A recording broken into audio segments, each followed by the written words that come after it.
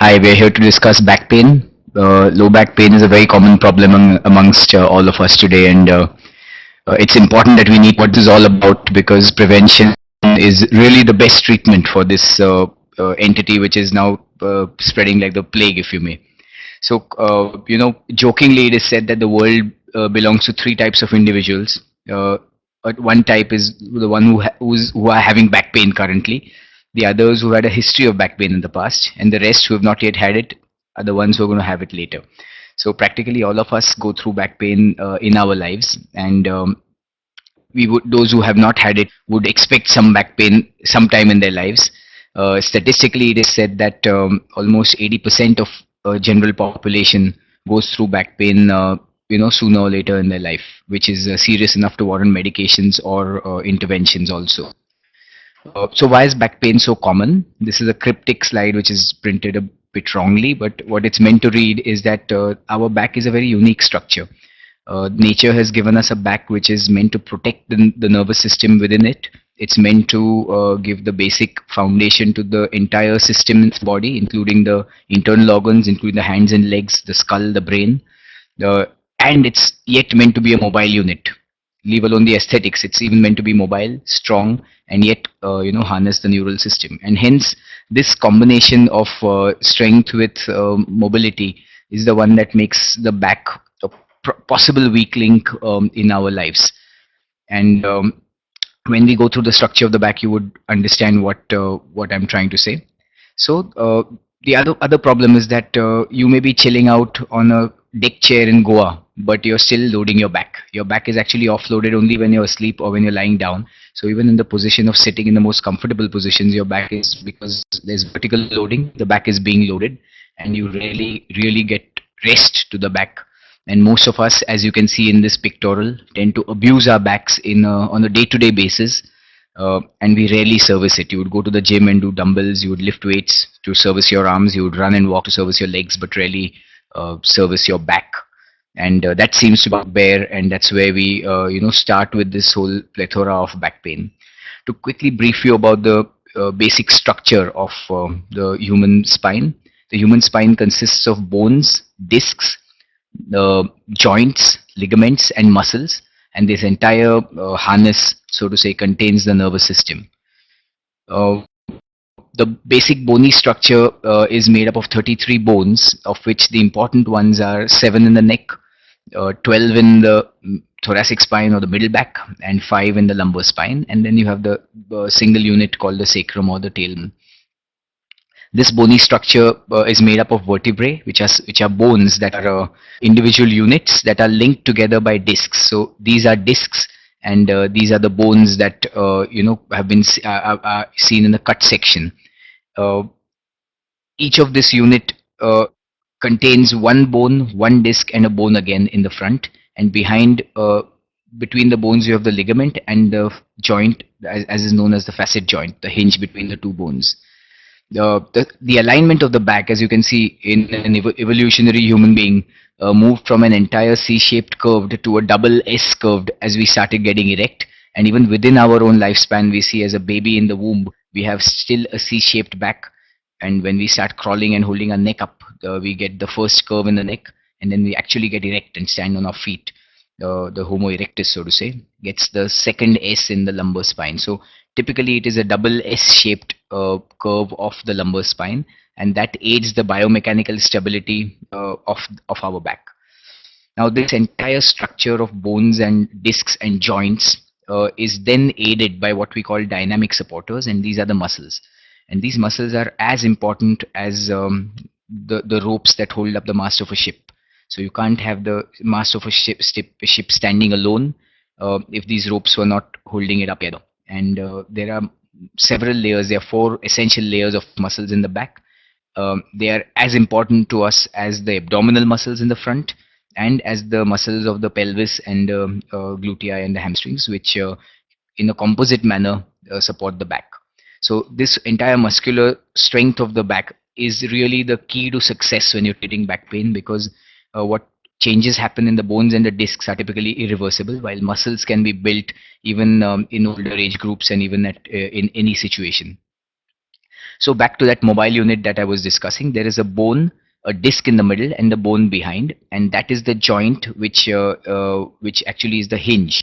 Now this disc that you see between the bones, this structure here, is like a jelly, and it permits movement. It's free in 360 degrees of movement, and that's not good because this unit actually contains a nerve. So if you twist the back to a 360 degree, the nerve could really get damaged, and the joints behind, they prevent this excessive movement. They just allow a movement to a restriction so that the nerves are still protected and there's no no neural damage. So there's controlled movement where the disc takes part in maximum mobility and the facet joint restricts the amount of movement that happens there.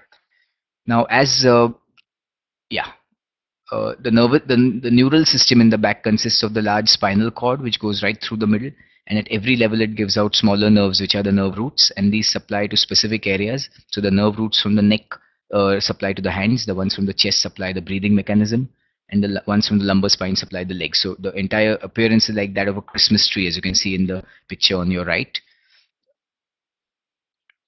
That's how the spine would look in a model on an X-ray and on the MRI. So what you would notice is on the X-ray you only see bones, and whether the disc is good or not is you have to decipher from how much space there is between the two bones. For example, the space between these two bones is significant, but here the space is reduced. So here the problem with the disc.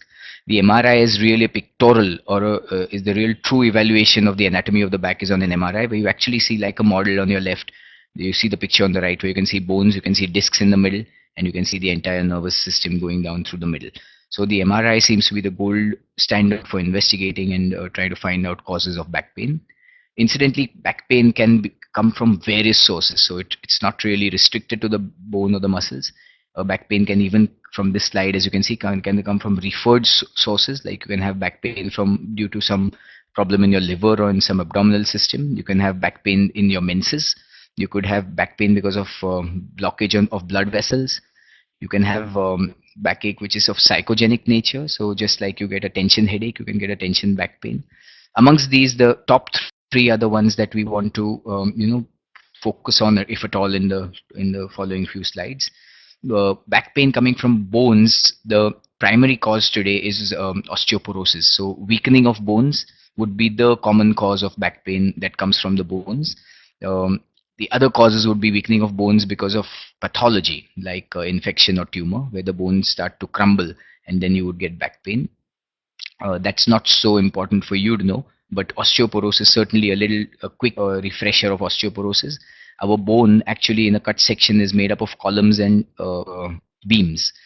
These columns and beams run in a crisscross manner and they are arranged very densely to make the bone a strong unit. It's a pure engineering principle to have this in this manner rather than have this as a solid block, because solid blocks tend to crack more. This is a much better load bearing system. Now, as we grow older, these beams and these columns start to dissolve, and you have less beams and less columns in a given area, making your bones porous, and this makes the bone weaker, and that's what is known as osteoporosis. Typically, in a lady who attains menopause, there is a lack of estrogens, which makes the body lose more bone, and of course, the bone forming factory stops by the age of 28 or 30. So here you have a bone stock that is being depleted on a triple or four times the rate that is acceptable, and that causes osteoporosis in women more commonly. And today we have excellent medicines that are available to treat osteoporosis. But no matter which way you look at it, no matter what medicine you give, the real good treatment of osteoporosis is prevention. So make sure that your kids, before being fully grown, are engaging in the correct diet and correct exercises, so they load bones adequately and supply enough raw material so that their bones become strong by the time their growing age disappears. So they are left with a good bone stock, and off which they can live off for the next 20, 30 decades. We'll skip infection and tumors, it's not important to us. Coming to discogenic back pain. So discogenic back pain is back pain that comes from the disc. So discogenic means coming from the disc. Now, this is very important because I would say 80% of people, white collared people that come to our clinic with back pain are people whose pain is started from the disc. Now, this disc, just to give you a brief orientation, is like a jelly that's been tightly packed in a plastic casing, And this jelly has a lot of water content, making this entire unit a hydraulically charged unit. So when you press it down, it'll press you back. When you twist it, it'll twist you back. It has a great memory. So it serves as a shock absorber and allows movement between bones. The problem is that as we grow older, merely by usage, not necessarily by age, but because of bad use and bad genes. The jelly in this disc starts to dry up. And a dry jelly means that the disc is now lost its turgor, lost its hydraulic tension, and hence when you load such a disc, like an old piece of foam, it tends to collapse upon you. And this is really the basis of spondylosis, where there's a vertical instability between the two bones. The two bones were meant to be held apart adequately. Now they tend to buckle on loading, and when they tend to buckle on loading, naturally there's a lack of buffer and the bones start to wear out. There's a wear and tear between two bones. The joints behind start to subluxate or dislocate. They malalign themselves, and most importantly, the nerve that travels between the two bones starts getting crunched for space, and you start getting problems related to spondylosis. Now, this is the first part of a disc pathology or a disc problem, and this is what we call a disc degeneration. It's the first part of the cascade of a discogenic back pain. The next part is where the nerves get compressed, and finally, the disc, which is now loosened up, if it keeps getting overloaded, can actually break down, and parts of the disc can actually escape the place where they're meant to be, the load of the body, like squeezing a toothpaste and the toothpaste bursting out, and this hits the nerves which lie in close proximity to the disc, and that causes pain down the leg, also known as sciatica, from the nerve that it impedes on, called the sciatic nerve, SCIA, sciatica. And uh, that is really a red flag, because once nerve compression happens, you have a potential of losing strength other than sensation in the legs, and you really need to act on it fast. And really treating this is best done when you're in the stage of degeneration rather than slip disc. Having said that, once this disc comes out and starts irritating the nerve, in practice, more than 90% of people will respond just to time. You don't need anything else, just counseling and time, no medicines, possibly bed rest. Even the evidence for or against bed rest has really not been established. More than 80% of people, just with time in the first 3 or 4 days, respond because of the body adjusting itself to this problem. And really, you want to get this supervised by a doctor to make sure there are no red flags. So if you have sciatica going down the leg, you want to get yourself checked. But more often than not, your doctor is going to ask you to just take some time out, take it easy. It makes sense to rest, so you don't want to keep loading on the injured back. But typically you come out of it, and it's really what you do after that is what's going to determine what's going to happen to you in the future. Because though recovery is almost a rule, recurrence is clearly a rule. I mean, everyone who has a slip disc is going to have another, and then a few more, and then ultimately may not recover. And hence, once you're better from your sciatica, it's really when our expertise, so to say, comes in, and we need to guide you on what we call back rehabilitation, to make sure that there's no recurrent injury on the disc, so that in future the disc doesn't keep buckling and coming out. So you have to reinvent your physical lifestyle. We'll discuss that if there are any questions in the future, in the further course of this webinar. But it's really reinventing your lifestyle to make sure that that bad or injured disc is kept out of harm's way, so you don't keep on injuring it and keep on getting sciatica, because each time you get a sciatica, there's a chance that it doesn't recover. And you don't want to flirt with surgery in a situation where you normally don't need any surgery. Um, so activity modification, posture modification, weight control, and exercises. We'll dwell upon it if there are any questions in the later part. This really is the long-term treatment of the slip disc, and only 10% statistically of patients with slip disc and sciatica actually need an operation, and these are people who don't respond to conservative treatment. With quality of life issue, we choose surgery for them, and others who, because of the nerve compression, develop weakness in the nerve, they may need a surgical intervention so that you save their nerve from harm, and so to say, protect them from paralysis. Spondylosis is the next step of a degenerated disc, where now, because of the lack of buffer between the bones have started rubbing against each other, causing arthritis of the joints of the back. And like this slide depicts, all of us will grow older, all of us will grow wiser, and all of us will get spondylosis. So spondylosis is really an aging phenomenon which may or may not affect you and your quality of life. If your demands on your back are much more than what your back permits you, you may come back with back pain. Or if your spondylosis unfortunately is rapidly advancing because of a past injury or because of a bad genetic disposition, you may have symptoms. So mostly spondylosis can be managed by again the lifestyle that you lead. If you have excessive spondylosis, means more than what you can handle for your lifestyle. So the joints of the back have worn out, just like the knee joint, and they are giving you back pain. uh, that's the time where you want to take care of it by using injections or exercises or other things.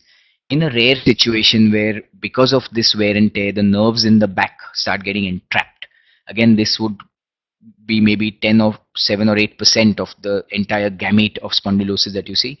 um, that's when you really would need a surgical correction and surgical decompression of the nerves to give you a give you a better quality of life. So the dictum on back remains clear, that the only ones that really have a good surgical outcome or need surgery are people with essentially leg symptoms and less back symptoms.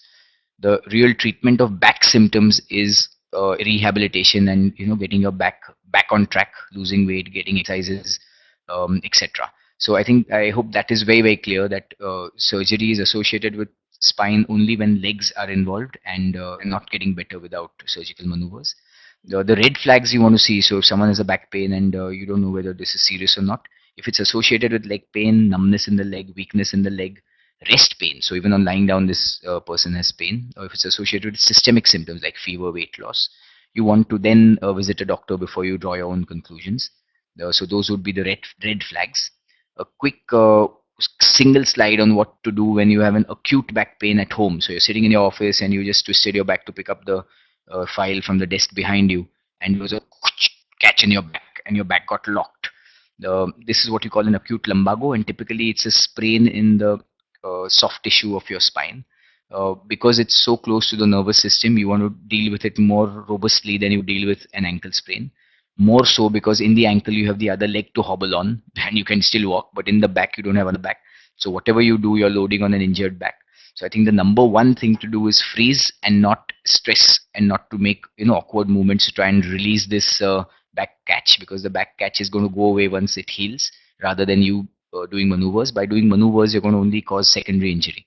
So if it's frozen in a particular situation, try and be in that position. Rest in a position of comfort, not necessarily in bed. Local heat will help a lot.